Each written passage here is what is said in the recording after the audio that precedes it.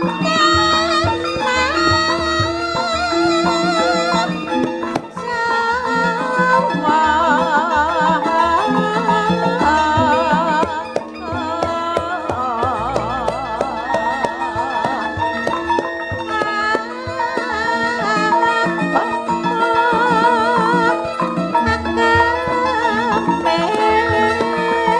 để không bỏ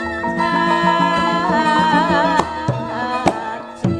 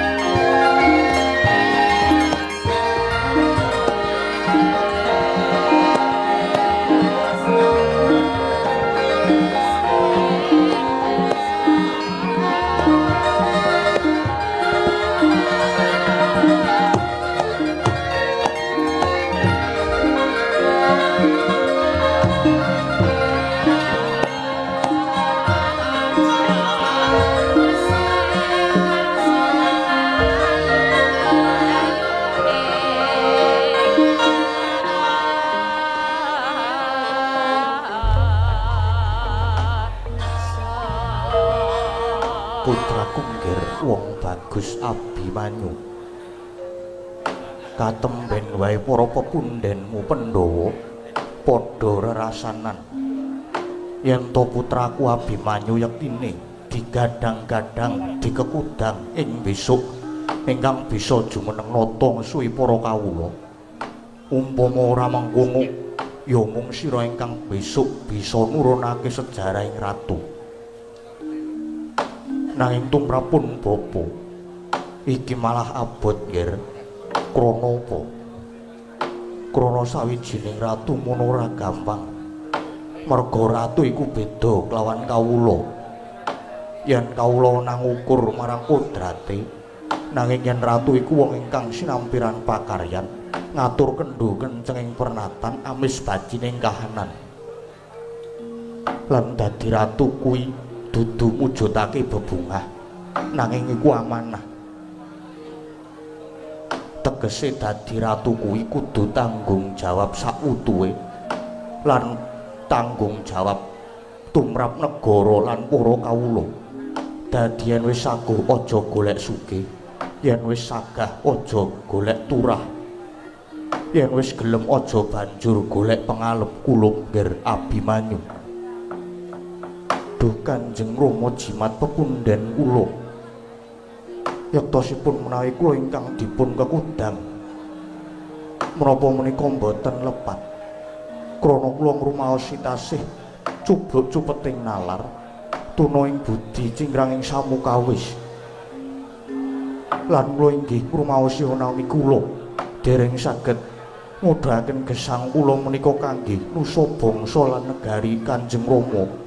Ger pun Rama iki saektine bombong dene putraku Abimanyu ingkang dikekudang. Ing besok bisa nerusake sejarah ing ratu. Nanging krana apa malah kowe sing kendho Abimanyu? Inggih.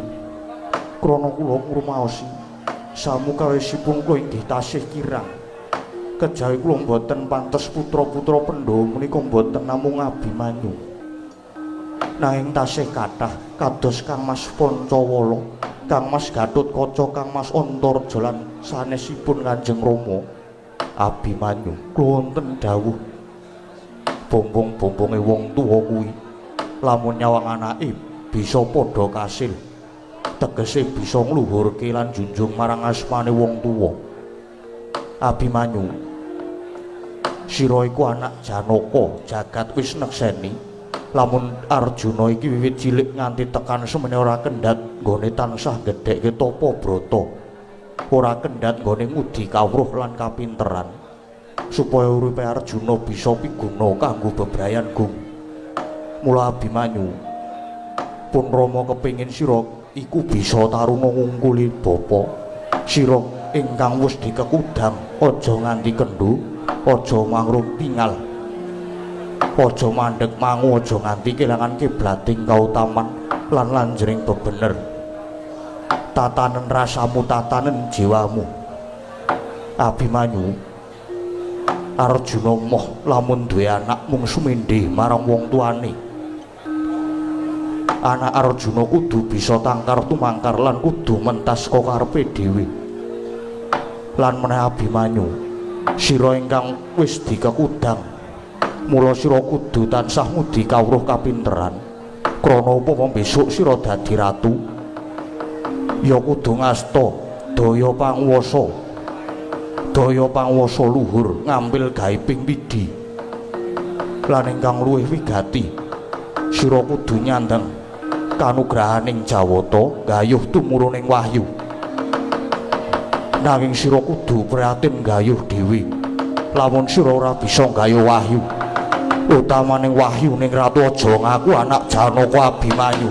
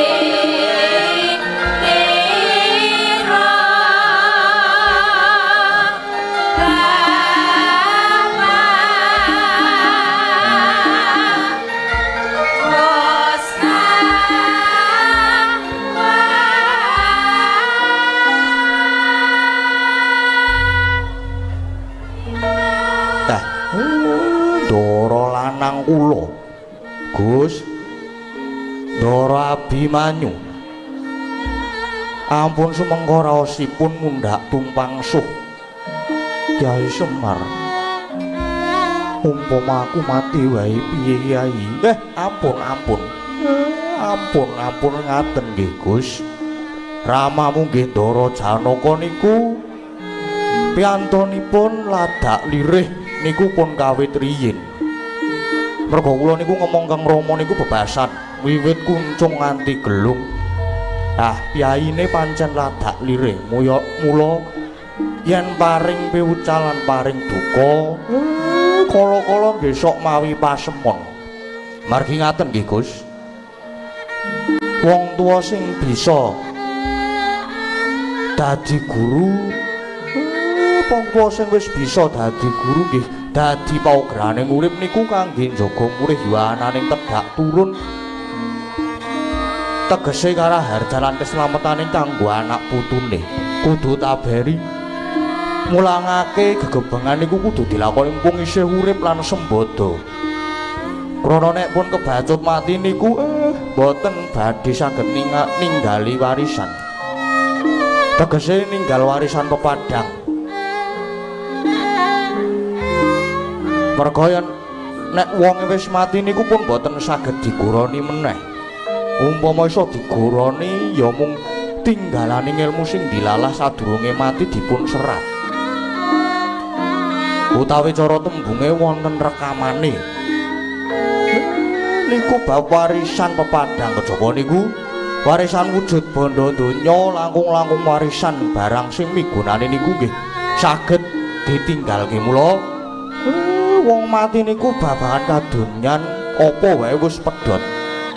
Kejaba sangune mung 3 perkara inggih niku setunggal amal utawa lelabuhan, kaping 2 niku ngelmu ingkang piguna, banjur ingkang kaping 3 dongane anak lanang ingkang saleh. Nah Mula kados ramamu Arjuna nuturi kanthi pamecut rembug sing kaya ngoten niku boten luput. Merga dadi wong tuwa niku nek kawruh dienggo dhewe niku nggih boten becik. Lan wong tuwa niku nek nggadahi anak putu niku boten wonten sing ajeng njlongprongake punten.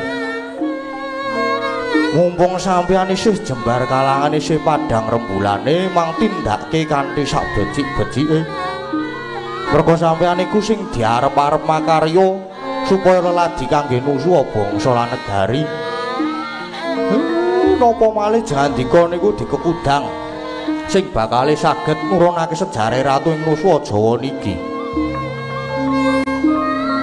Mumpung niki Jawata badhe matedhaken wahyuning ratu manggayuh nggih Den. Kyai, biar padang trawangan persasatmu mampaing wanci panglong kepapak obor sosro. Dupi aku midhanget kabeh pangandikane Kyai Semar. Taso namung puja sesantilan puja mantra pangestune para sepuh uga pangestune Kyai Nayantaka. Muga kawruh lan ngelmu dadi kancaku, akal lan budi dadi cagaku, kapitayan dadi gegondelanku, sabar dadi pusakaku. Dharma kautaman dadi jejibanku lan jujur suci kuwi kabeh dadi pangestiku. Inggih Ndara. Abimanyu sumedya gayuh wahyuning ratu nanging Kyai rening mau aku dinukan utawa dipecut Kanjeng Rama. Mula nggonku gayuh wahyu ora wujud Abimanyu sing kaya mangkene. Samengko Abimanyu bakal mimba dadi pendhita, mergaya kanthi sarana dadi pendhita. Demen manteng ciptaku nggonku gayuh wahyuning ratu Kyai. Inggih. Niku pun sae niku pun mang tindake kula nderek ngawat-awati etok-etok dadi cantrike Sang Brahmana Muda. Lan mang percaya mawon sinartan manteping rasa lan tumameng tumindak sarta linambaran ati kang suci pepayung budi rahayu. Sapa sing darbe sedya hayu mesti bakal mungguh rahayu Den Ndara Abimanyu.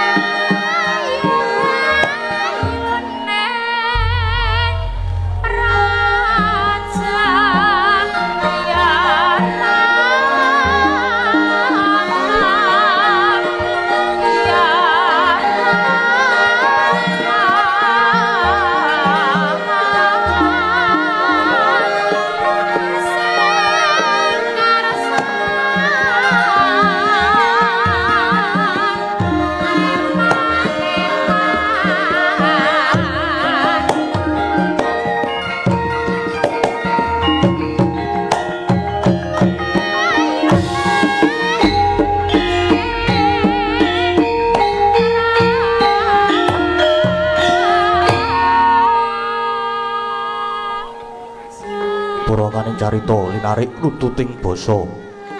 Duwe guna musurasa yen laras saya karaos. Mula sari rang rasa wani, roing diri, rasa rumongsung rumangsani lir jalma ilo kaca. Jarweh wis jenakup cahing carita lo becik wis gumelar jroning pakliran. Yaiku kang sejati, hampir sari pagelaran Ringgit Purwa. Surya Candra Darumyang Kartika Kinurba kudrating kang kawasa. Sari ratri ngetri bawana purwaing tekek dosina, gilir gumanti tanpa gembo. Temandadya petanganing dina, sasi, warsi, windu kang sarta abad. Tetukulan tangkar tumangkar sinirambun Jawa kaya pati ngrembah. Dadya pepadhange kutu-kutu alang atoga, buron yang buron tuya, dadya bebrananing kang tanpa wicalan. Jarung menungso tinitah priya wanita spondo-pondo anut golonganing bangsa dewi-dewi.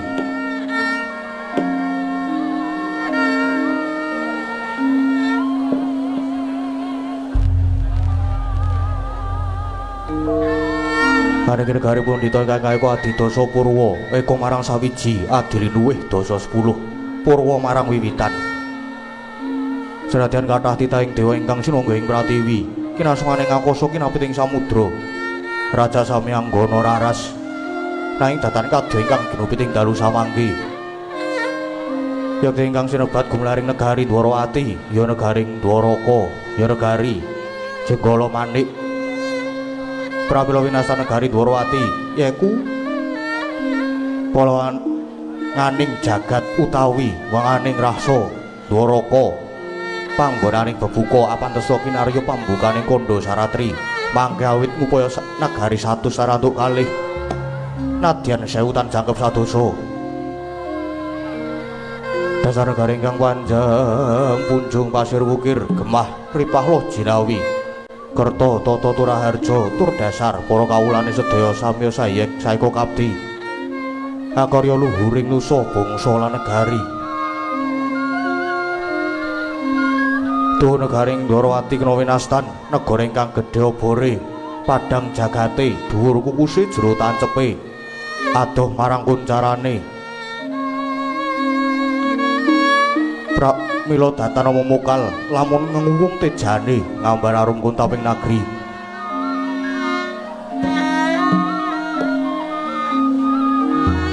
Lah sinentawa ingkang jumeneng nata ambek bau denda Nyakrawati yakti aja juluk Maha Prabu Sri Bathara Kresna, ya Prabu Harimurti, ya Prabu Padmanaba, Kesawa Wasudewa, Narayana, Danardana, ya Sang Wisnumurti.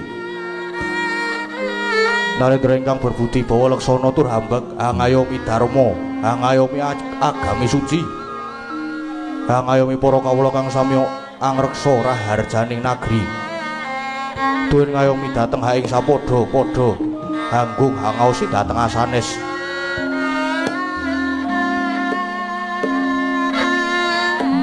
Kapungkel semanten kawibawaning praja, awit lamun to ginunggunga nadyan sarate tanana pedhote.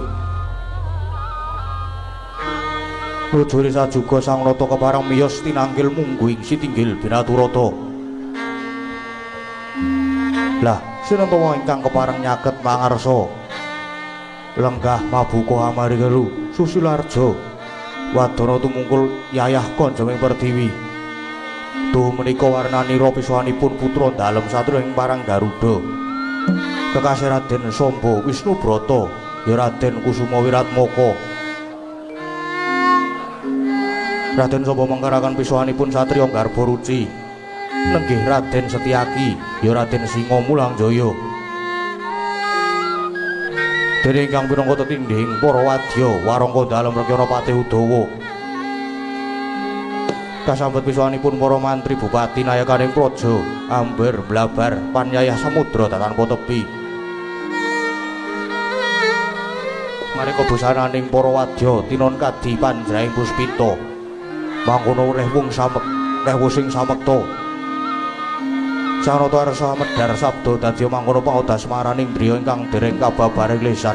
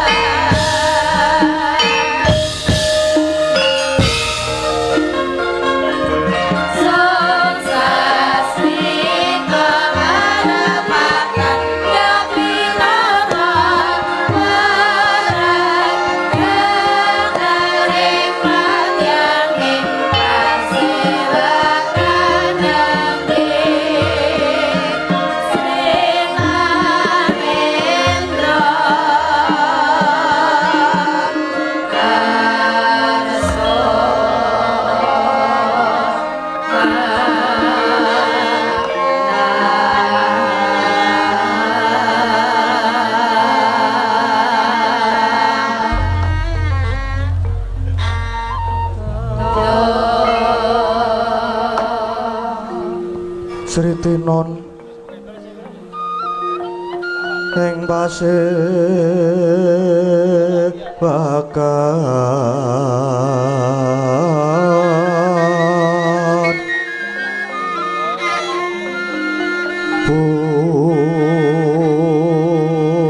busana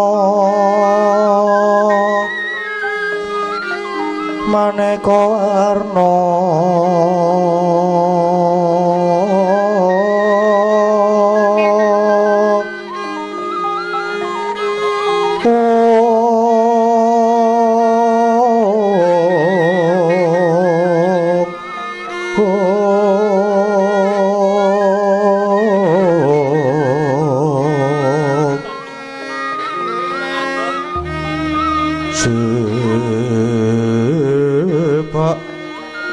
Puspiteng udana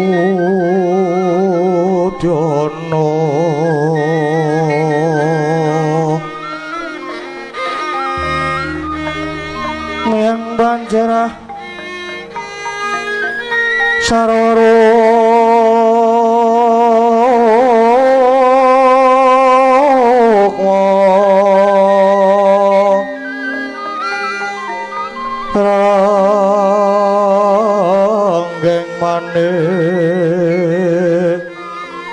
Narawata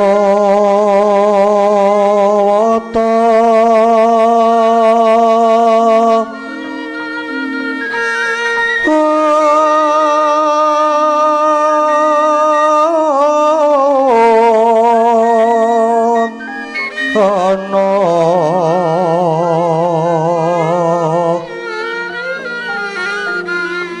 Obro banyo kang sumirat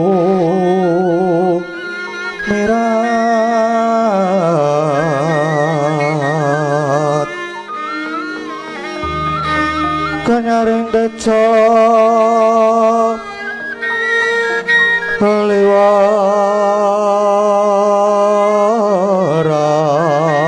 liwaran lereki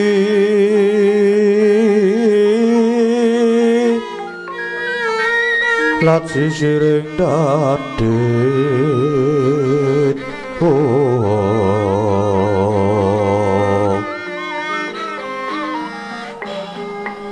wimbo kakandha mrih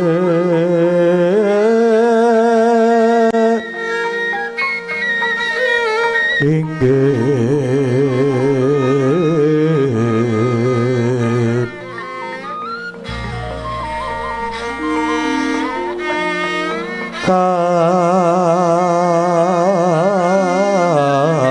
katiuping samirana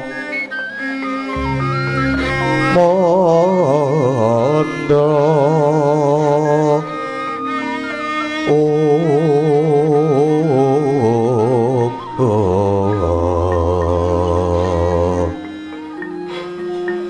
sabaran mangambar kungas Gepeki madyaning pasewakan tandya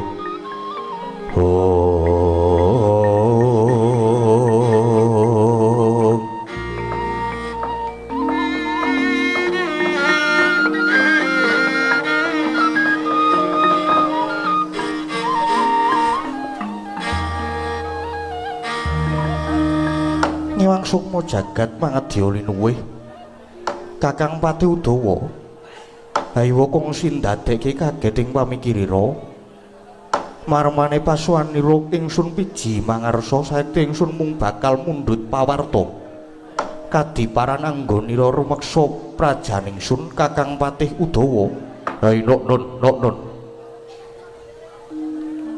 igawit mundi pangestu dalem sedaya para nayakaning praja tansah sumungkeming panjenenganing nata boten wonten ingkang anglirakaken dawuh senadyan para kawula ugi tansah tuwuh ing boga wastra tansah sumanggeming karya karya luhuring nusa bangsa lan negari ayo non inggih Yaya Pati Udawa ingsun nedha nrima dene sira widakda rumeksa prajaningsun lan bisa njunjung asma keprabanan ingsun pakarya kang kaya mangkono lestarikno ya patih utawa Ainuk Nun. Kejawi saking menika suwanipun ingkang abdi kepatihan ngaturaken sumangga pangabekti sinuwun ya patih. Wis ingsun tampa nanging tiba padha-padha.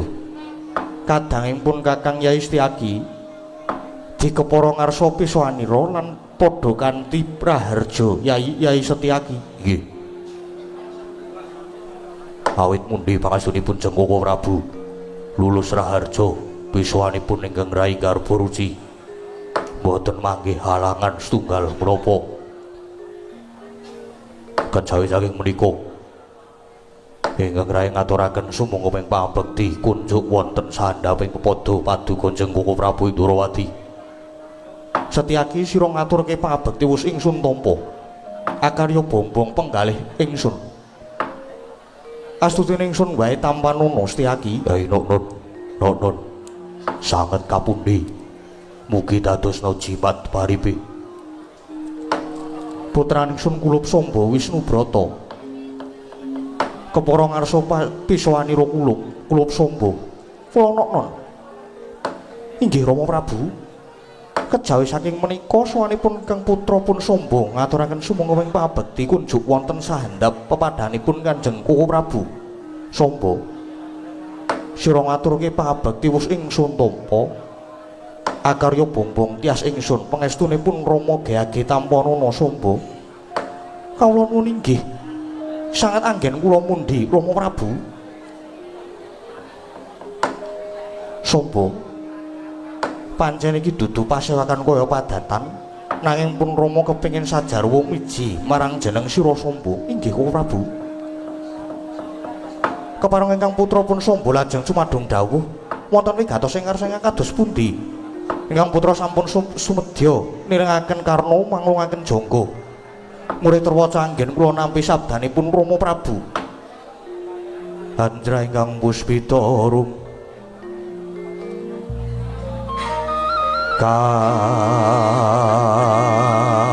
kasliring samira nomre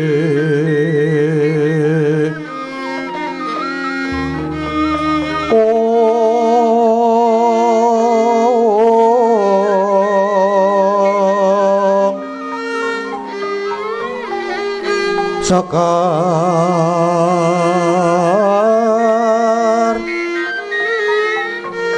kadung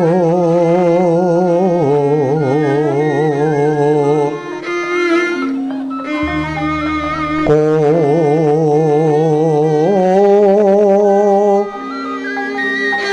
ngas kadangyo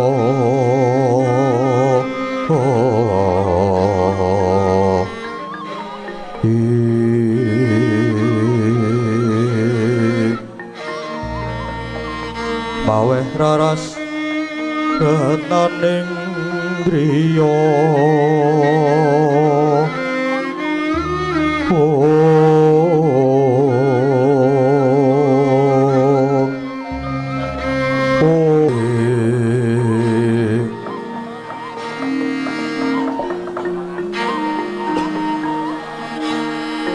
Samba ana tetembungan anak anung anindita tegese duwe anak lanang kang mursid bisa mikul dhuwur mendem jero marang derajate wong tuwa. Aja mung kandhek ana ing pangucap nanging kudu kababar ana ing pangerti. Samba pun Rama iki tintah dadi wong tuwa dasare yuswaku ya saya tambah. Mestine umpama ta srengenge mono bakal ya banjur nglewang mangulon. Lan ora suwe maneh neng diparani mesti aku bakal manjing alam baka. Neng diparani mesti aku bakal manjing surup Sandyakala. Lumaku ning jagat peteng bali marang alam baka. Eling-eling mati kuwi saben wong mesti bakal nyanyi. Pisaing raga karo sukma ora mawas sing sugih, ora mawas sing mlarat, sing kasinungan derajat pangkat, ora mawas sing bagus sing ala. Kabeh mesti bakal ngincipi pati. Nanging yen urip iku ana werna loro yaiku urip sadurunge mati lan urip sawise mati. Sing kaping pindho saiki ngrembug babakan negara. Babakan negara Dwarawati iki merga ing katentreman lan isi karahayon. Dene karahayon lan katentreman mono bisa kagayuh yen to ratune utawa pangembating praja kelawan kawulane padha sayek.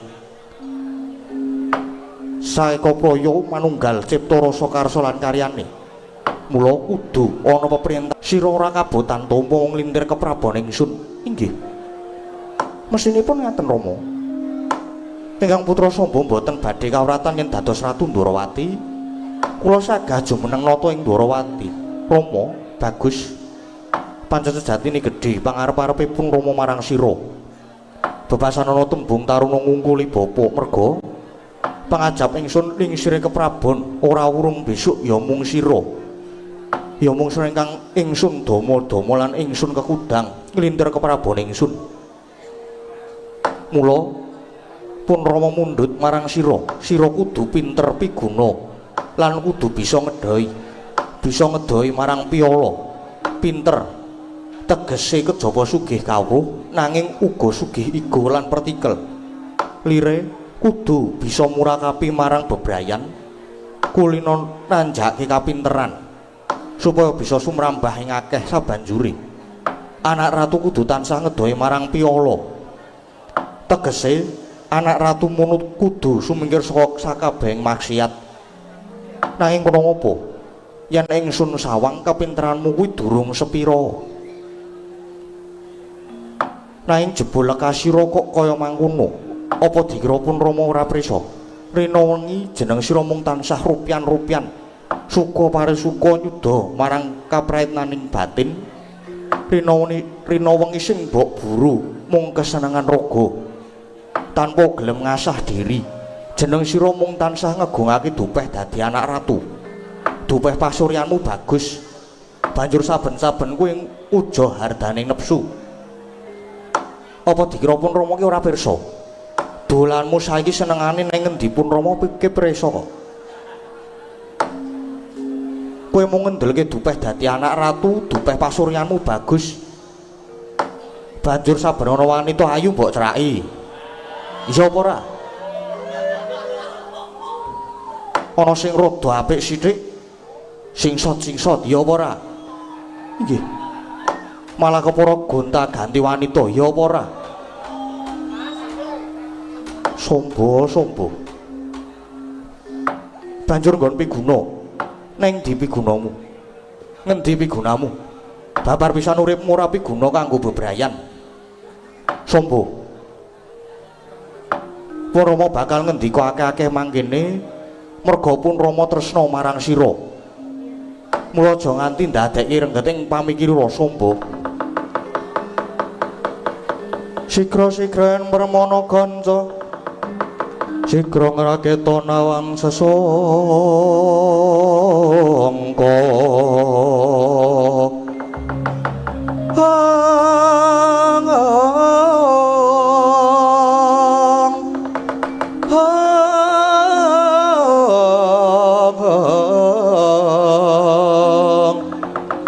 Nalendra mbek marwa sing sangkatri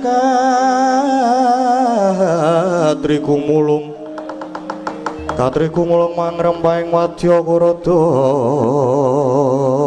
kura reka kiri-kiri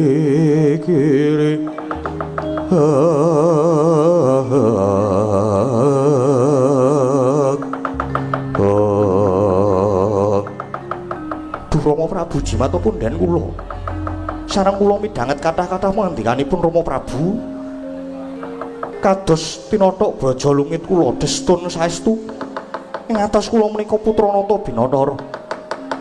Nanging jebul salaminipun gesang kula malah namung ngegungaken anggen kula dados putra paduka Rama Prabu. Kula ngurmaosi bilih kula menika tasih adigang adigung adiguna, kula nyuwun pangapunten Rama. Syukur yen jeneng sira wis bisa ngrumangsani. Tegese lekas sira isih bisa didandani. Merga pun Rama iki mecut marang sira Samba. Saru dinuru ing akeh yen putra Ratu Dwarawati sing wis kondhang sing wis kondhang kajana priya Ratu Satyaning Ratiti sing Bathara Wisnu jebul ibarat gajah nanging anak-anak tikus sombong.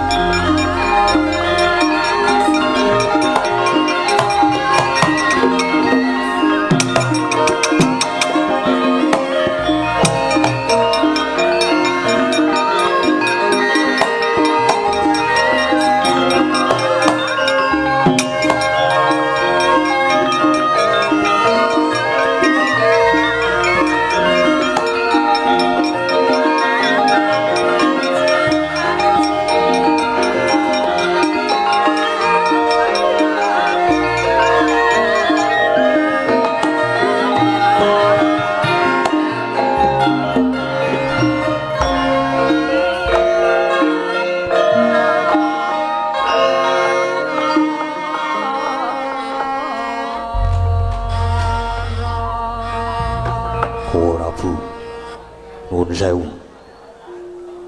anggir sapa menika wau kenging menapa kok ngertos-ngertos lajeng nglepat kisah lho leh musuhan linggo ngarep ki gatekke apa ora Ji mireng ki pengendikanipun Kakang apa ora apa marah nglamun iki kirang wijak ya mula sesuk meneh iki nek ning pasewakan ki gatekke pikirane ki ora tekan kono-kono ora ngalamun wae nggih nyuwun pangapunten Setyaki Udawa wonten dawuh Udawa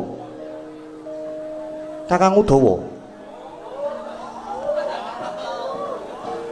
Setyaki wonten dawuh Kakang Udawa Setyaki wonten dawuh Kakang Udawa monggo kula dherekaken ora Bu monggo nyuwun pamit kula dherekaken arep nendi lho akhir sapa meneh ndi mulane sesuk nek ora ngalamun ora turu digatekke dumeh bar kecekel polisi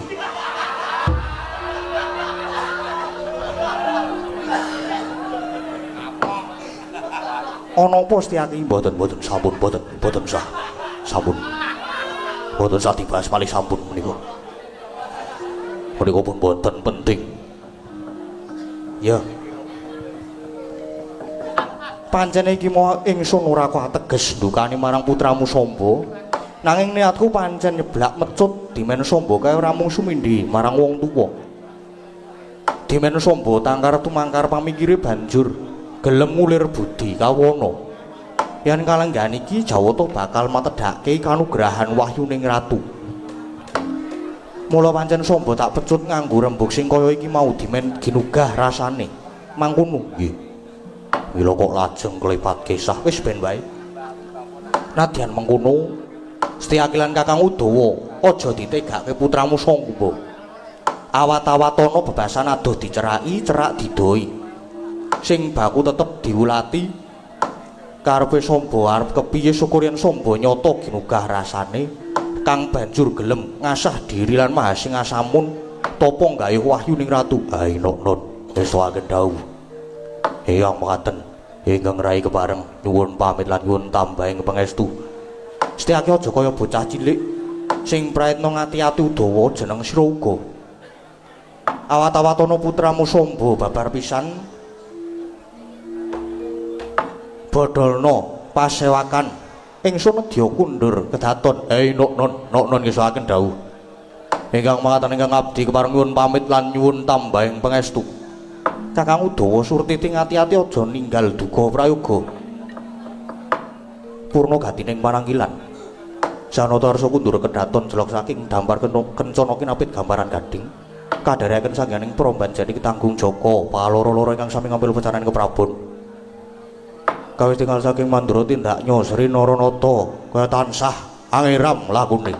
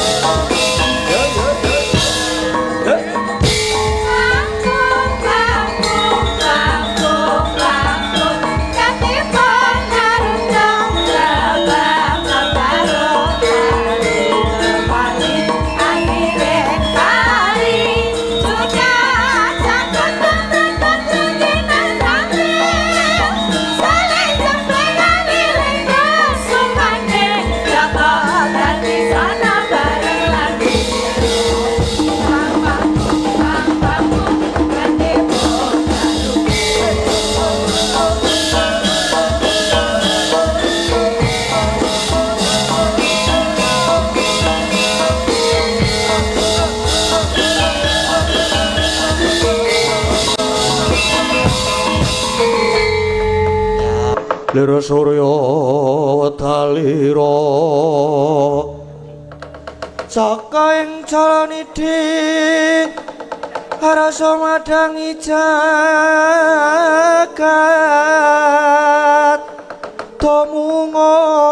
munga paning sabocah ing ukir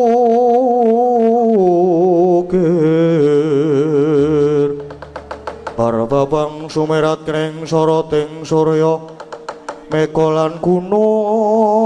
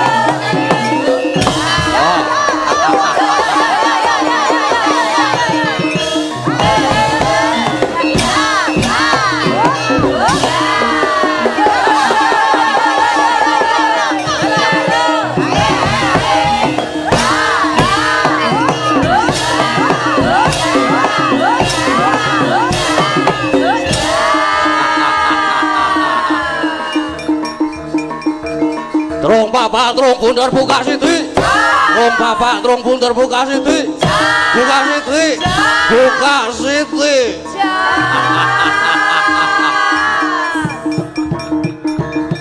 Wis kaya Mbah Bau durung. Wis kaya Mbah Bau durung aku.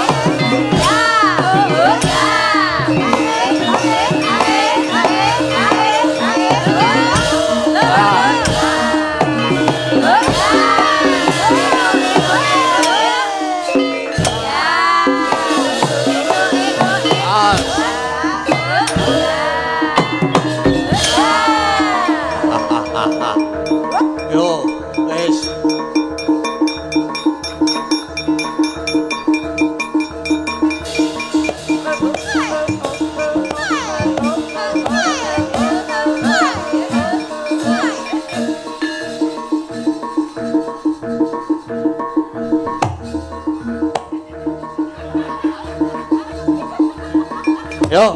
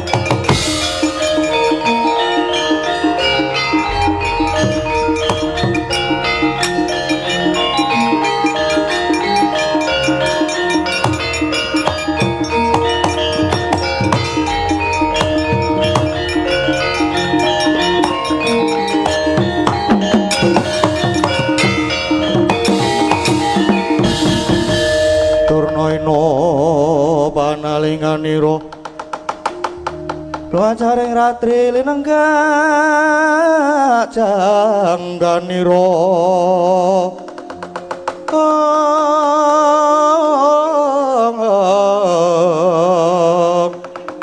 Diring sang dresta jumena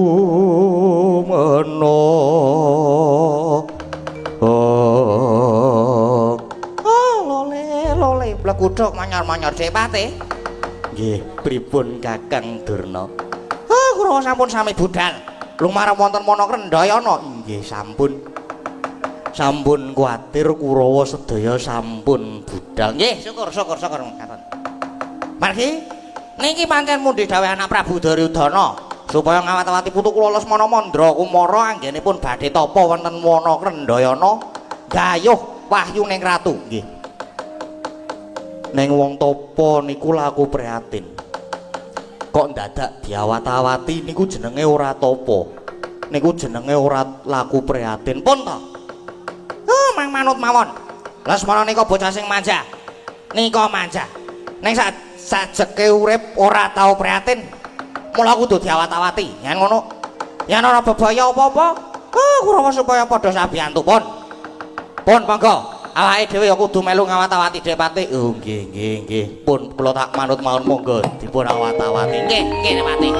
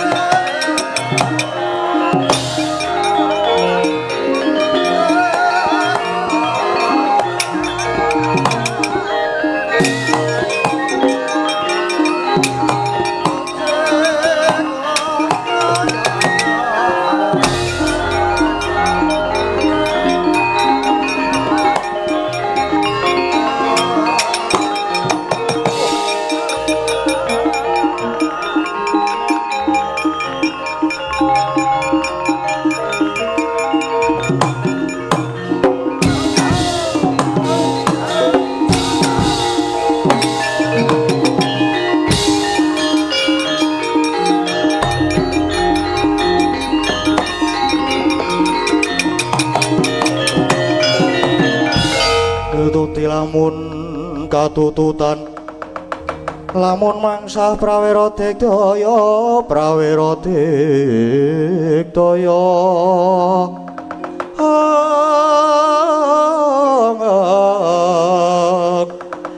Nanggono ngagawe kelol ira wang-wang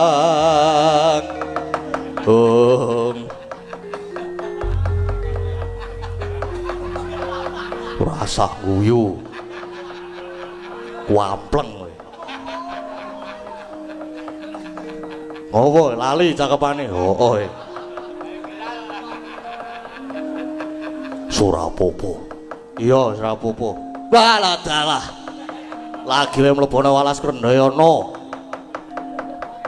mentrang kowe ganti wong adeg kaya ndha siagi yo dasar kepara nyata Kartomarma wah keparat nungkak kromo jangkar kowe apa-apamu kowe mesti nganti wadya bolos gelar papan ora urung mesti mung bakal mbebudhek banyu bening wah gedhe sujanamu ayo minggira kowe aja ngalang-alangi ngerti yo aku lan Kurawa bakal ngawat-awati anakku Lesmana Mandra Kumara nggone tapa ning Alas Krendayana kene bali yo ora gelem bali tak babati wadya balamu ngerti yo aku ning ngene uga ngawat-awati angger samba nggone tapa wah nunggal karep mula wae kowe sumingkira ngalao gelem sumingkir wis entek budine Setyaki babu arep ngopo ora minggat saka ngarep aku tebak dadamu kene margane patimu Singalena prapteng alis Kartomarma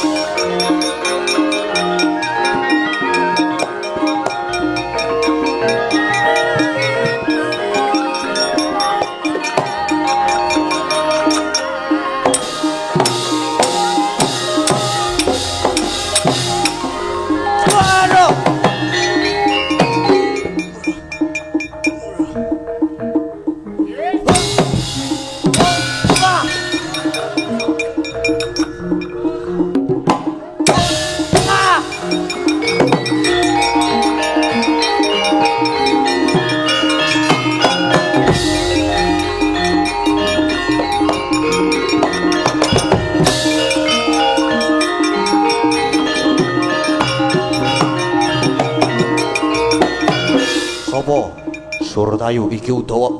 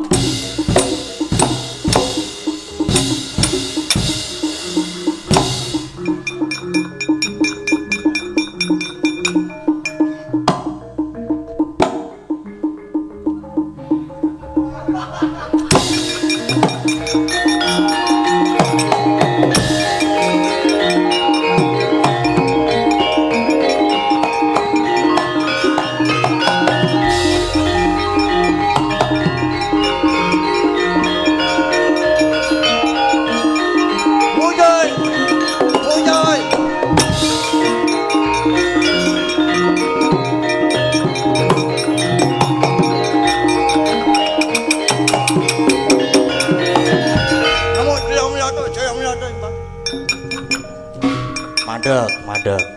Biajikan siapa ini? Udawa ini. Udawa. Siapa lagi? Doi Magadi. Ngopo maju? Ngopo maju barang iki? Kuya. Gilan no. Itu mayu budayanya mayu gilat ya yuki mas. Gelut. Ya no. Ngantemo. Mut. Jambato. Ini tangan rumah sakit kiwa kuburan. Milio aja endi. Loro-loro tibakno nyo. Mut. Mut. Mut.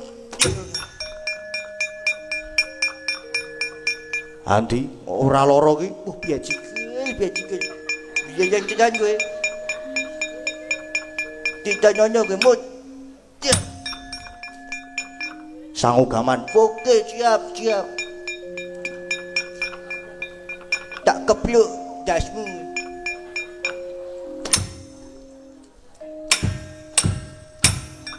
Golek liyane Biar jika ampun dia ni. aja cengelmu. Yo cengel. Golek liyane. Golek liyane. Oke.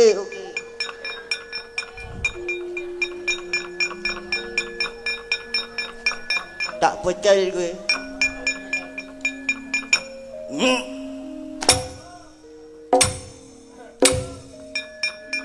Liyane meneh. Iya.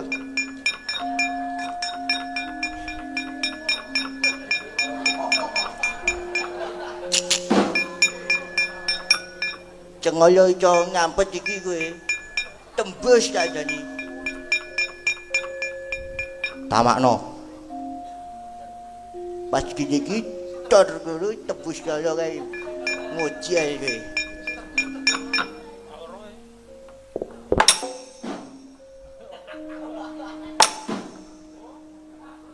Sone nek nggawa pistol ki sing ana isine.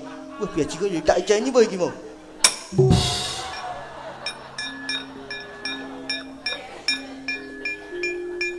Ayo Kurawa sing durung maju.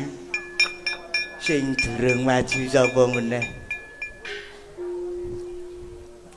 Pak Ya, oh ya cok, ora sok ngantemi kaya ngono kuwi ya. karo maratuwane iki sing apik. Ora kaya ngono kuwi. Kae ya sedulur-sedulurmu ora sudi. Nengane kowe iki.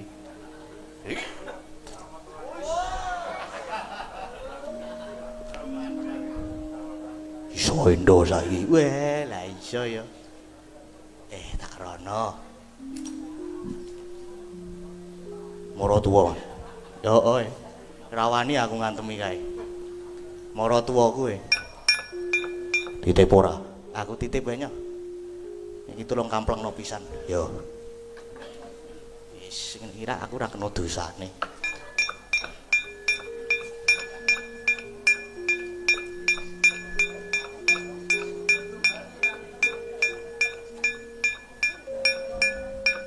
Apunten nggih Pak Bolot.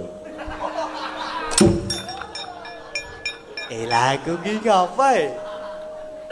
Aku ki ngapain? Aku kira kleru apa-apa kok. Mundur wae. Kurawa sing durung maju sapa kon tekan kene. Wis entek kok. Yo, tak mundur yo. Beres. Gadingers kae mburi kae. Yo. Ndi meneh Kurawa sing durung maju kon tekan kene. Musuhe setiake.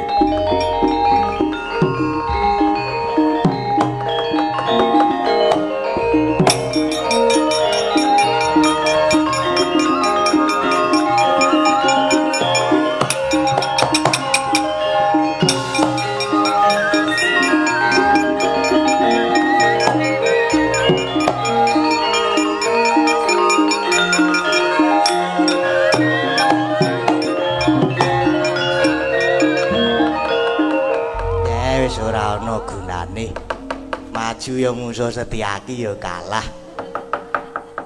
Arep mundur kok ketoke ora entuk gawe.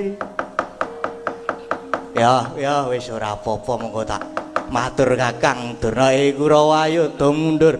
Do mundur kabeh kae genderane do digulungi.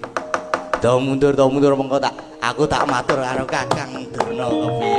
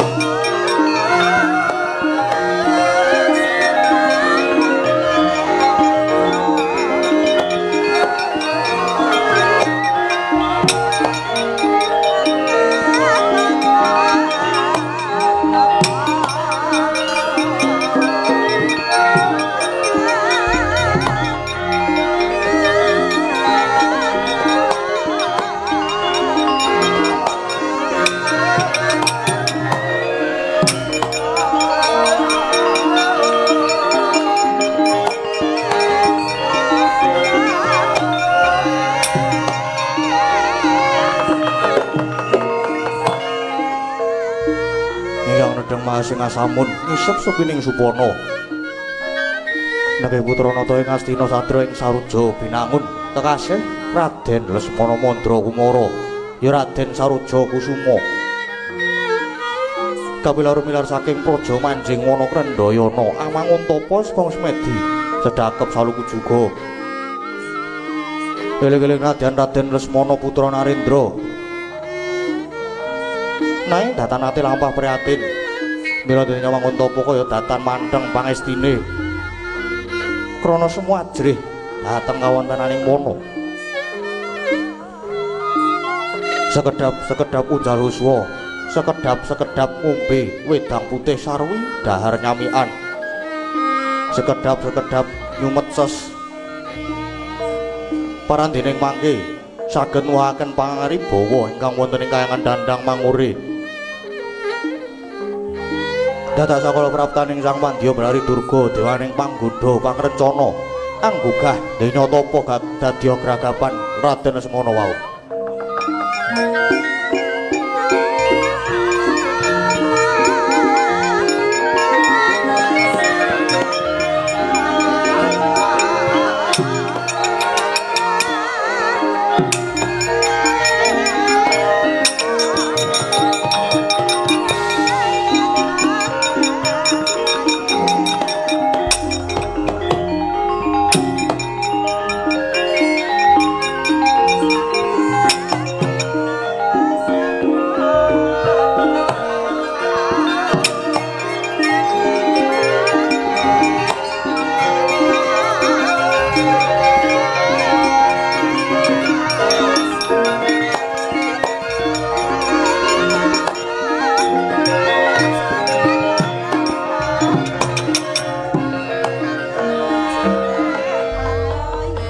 Langing driya mangu-mangungkung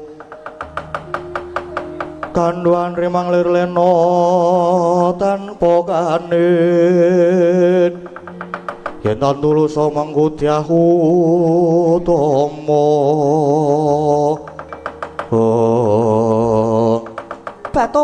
Tobat nganti gawe gagareng kayanganku Dandang Mangure jebul ana titah ingkang papa ana Krendayana kene.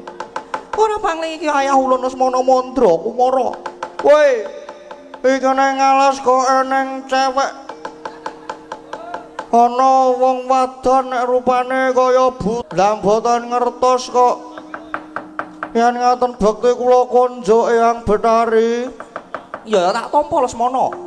Banjur ora wigati apa dene jeneng kita topono alas kene. Eyang Betari, gandeng kula niki anak ratu. Kula sesuk bakal dijunjung gumanti ratu ing Astina. Nanging kula kedah tapa riyen. Kula kedah kadunungan wahyuning ratu mula nek sampean pancen dewa sing ampuh. Kula mangtulungi Eyang. Lah iya ya Lesmana. Sejatine ulun wis presa apa kang mbok gayuh kuwi aja semelang. Ulun bakal minangkani gayuhke wahyuning keprabon. Nang iki ana syarate. Apa sekirane kowe sagol semono? Wonten srananipun. Lah srananipun menika menapa Eyang?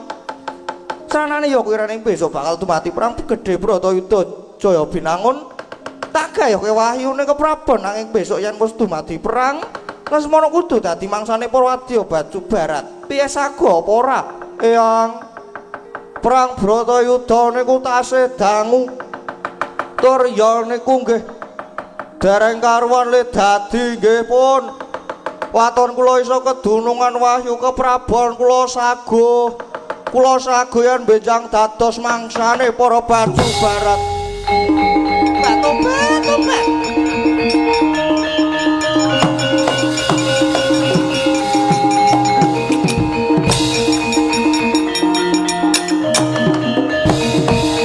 Tobat lae Lesmana. Sumamu disekseni jagat sak isine. Yen pancen mengkono tunggunen sawetara tak munggah ning kayangan Suralaya tak gayuhke wahyune ing keprabon. Inggih matur sembah nuwun Eyang Betari Asih oleh wahyu.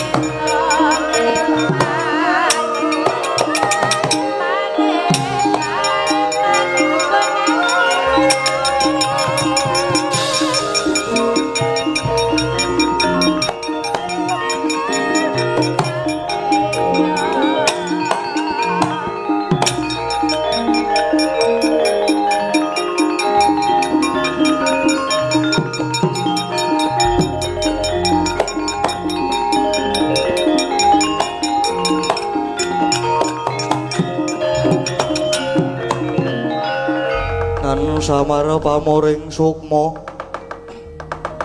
sirokma winayo ing sepi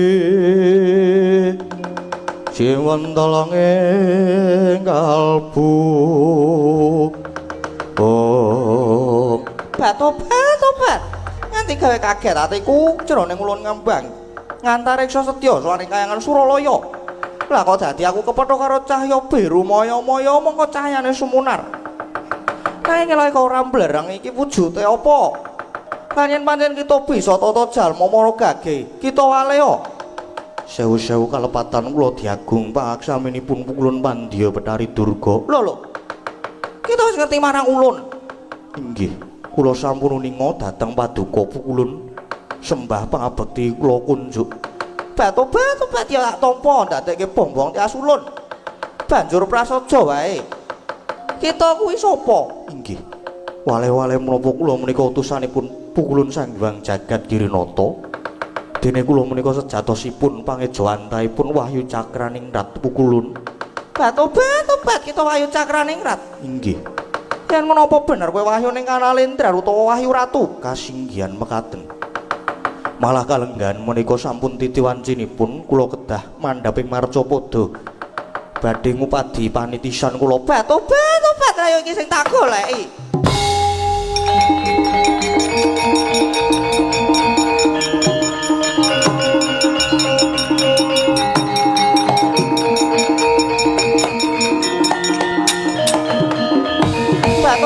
Tobat pasang Yogya katujuh inu Cakraning Rat nanti tarewangi aku bakal soaring kayangan sejatine aku mung bakal nyuwun Wahyu Cakraning Rat tak suwun supaya gelem ngomongi marang putu kula Semana mula ning nyatane saiki malah ketemu ana kene kowe manuta tak suwun supaya gelem ngomongi marang putu kula Semana pukulun nyuwun pangapunten paduka menika dewa mestinipun sampun puna dhateng pernatan bilih Wahyu tumedhak ing Marcapada menika boten dipun boyong kalian sinten-sinten nanging kula kaparingan purba wasesa utawi kamardikan amilih dhateng swarga kula momong dhateng jagatipun titah Marcapada monggo menawi sisip lan kesluru anggen kula ngomongi titah bekti mboten badhe saged ngruwat saking memala satemah badhe babar angkara gung nanging menawi cundhuk jumbuh lan gambuh saekti badhe ambabar katentremaning jana luka pramila saestu nyuwun pangapunten yen kula mboten saged minangkani ingkang dados panyuwunan paduka pukulun Tobat ngandar-andarang dedungkul kakean gunem sing tanpa guna Cakraning Rat yen kowe ora gelem ngomongi putu kula Semana apa kelakon tak rada paripeksa yen kersa paduka mekaten monggo yen saged wah tak lakon rada paripeksa tenan kowe Wahyu